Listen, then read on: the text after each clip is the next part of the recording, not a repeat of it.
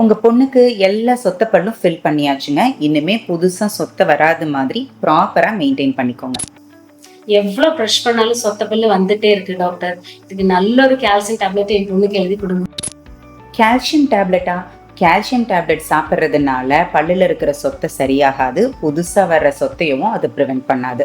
நம்ம பிளட்ல calcium level அதிகமாக இருந்துச்சுன்னா நம்ம உடம்புல இருக்கிற எல்லா போன்ஸையும் அது ஸ்ட்ரென்தன் பண்ணும். ஏன் நம்ம தாடை எலும்பு கூட ஸ்ட்ராங் ஆகும். ஆனால் வாயில் ஒரு தடவை பல்லு முளைச்சிருச்சுன்னா அதுக்கப்புறம் நம்ம எனாமலில் இருக்கிற கால்சியமுக்கும் பிளட்ல இருக்கிற கால்சியமுக்கும் எந்த விதமான சம்பந்தமும் கிடையாது. ஸோ நம்ம பிளட்ல கால்சியம் லெவல் அதிகமாக இருக்கிறதுனாலையோ இல்லை நம்ம கால்சியம் சப்ளிமெண்ட்ஸ் எடுத்துக்கிறதுனாலையோ பல்லுல வர்ற சொத்தை சரியாகாது, அது சொத்தை வர்றதையும் ப்ரிவென்ட் பண்ணாது. எது சாப்பிட்டும் சொத்தை வர்றதை ப்ரிவென்ட் பண்ண முடியாதுங்க.